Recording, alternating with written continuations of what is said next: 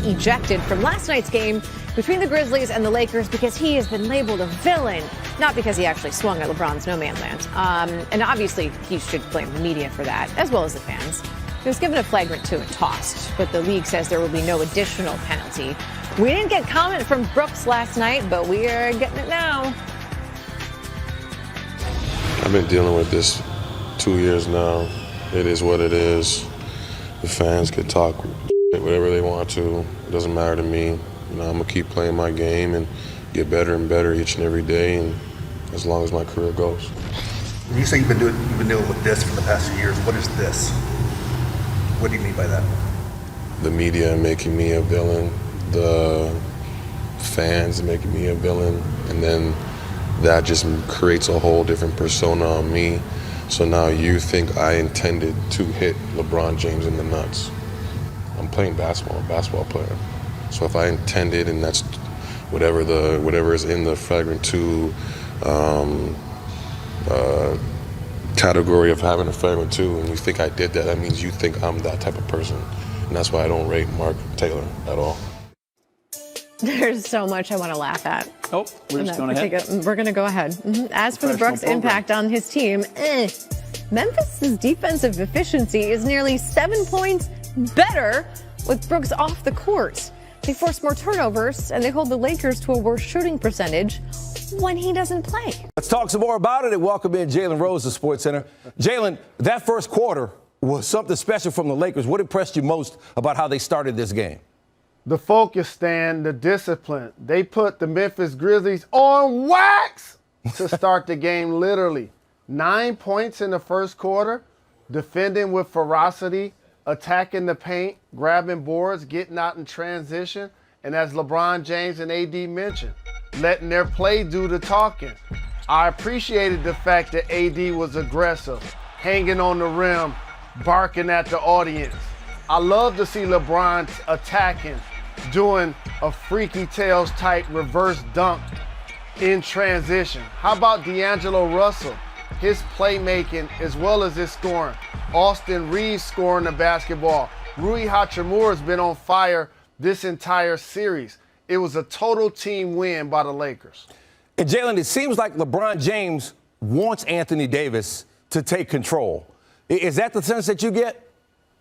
Absolutely, and showing my age here just watching the purple and gold, as Kareem started to age, that's Magic's role, to kind of be the guy that's going to carry you in the regular season, carry you throughout the game. Then you could be selective like Tank Davis was tonight and pick your body shots and pick your head shots for the knockout. And so Anthony Davis, again, in Game 1, Jaren Jackson Jr. went off. In Game 2, Xavier Tillman went off. When you have Anthony Davis, and yeah, he had a couple of 5-block games coming into tonight, it's got to be a dominance every night. And that's what AD showed today. 31 big points, 17 big boards, playing like one of the top players in the league. Great competitive response, though, from Ja Morant, Jalen. What does that tell you about what to expect in Game 4? This is going to be a long series. That's what this tells me. Like, the Memphis Grizzlies are a number 2 seed, and Ja Morant's been in and out of the lineup. But for him to return after that very nasty fall that he took with a hand injury and put up 45 big points with double figures assists, plus knocking down threes, he virtually was unstoppable getting to the basket and making plays. I believe Dillon Brooks' flagrant 2 won't carry into the next game for a suspension. The rest of his teammates can't play worse. Jaren Jackson Jr. was the only other guy in double figures.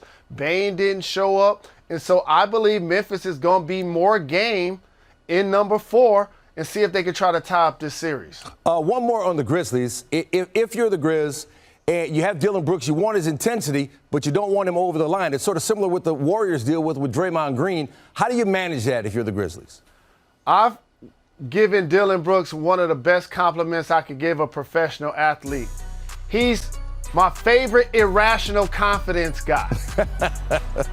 Because what happens, Stan, when you're going against these all-time great players, if he doesn't play with an edge, he wouldn't be in the league.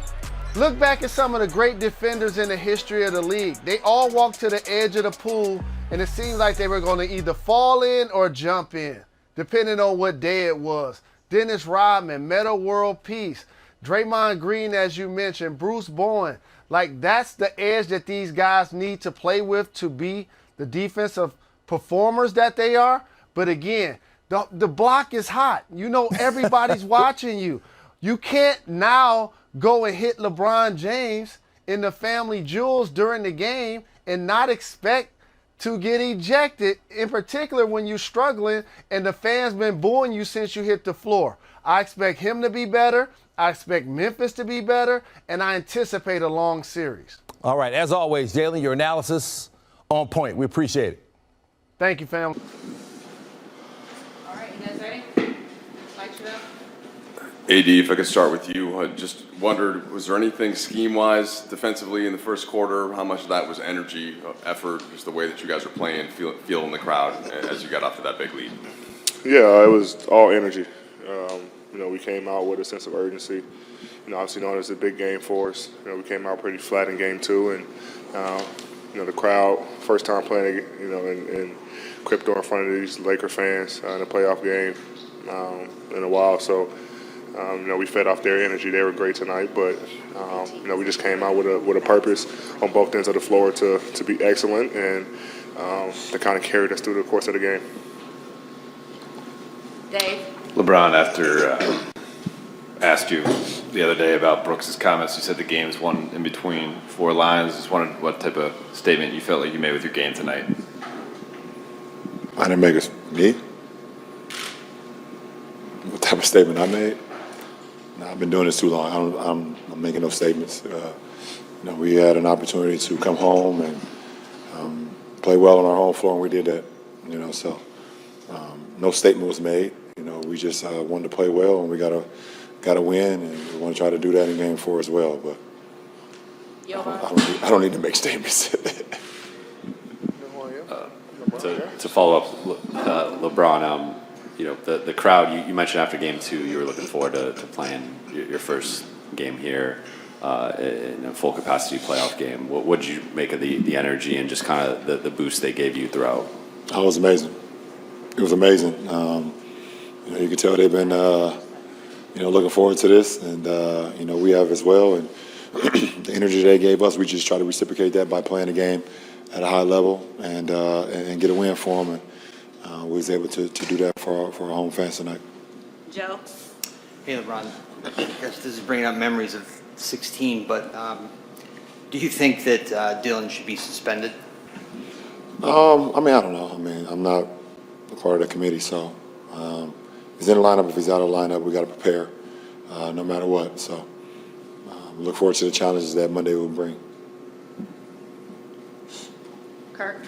LeBron, you've earned a lot of great respect in this league by your accomplishments. Are you surprised with both his comments verbally and his action in the third quarter, the lack of respect? At the end of the day, I think my resume and what I've done for this league and speaks for itself. So I don't really get caught up in those in any comments like that. And like I continue to say, like at the end of the day, my focus is to my teammates and us trying to figure out a way how we can beat the Memphis Grizzlies. Now, how I can beat an individual on our team. If anybody know me, they should know that's what I've always been about. And, that's all that matters. BT. AD, let me get this right. Did I see a dream shake out of you tonight? And were you being extra aggressive because of the way you played the last game? Yeah, a little dream shake. Worked on it a little bit. Brian shake in the locker room. Yeah, Brian shake. Right. Brian shake, dream shake. Right. Brian worked with dream, so it's kind of both. But, I just wanted to come out and be aggressive. Didn't like my performance in game 2. And I just had to be better overall. The aggressiveness, picked up. Wasn't waiting for double teams. I was just trying to go quick and, make them adjust to me instead of adjusting to them, and just make the right reads out of it. I know they'll have a different game plan, game 4, but my mindset doesn't change. My aggressiveness doesn't change. Got to come out and be the same player I was tonight.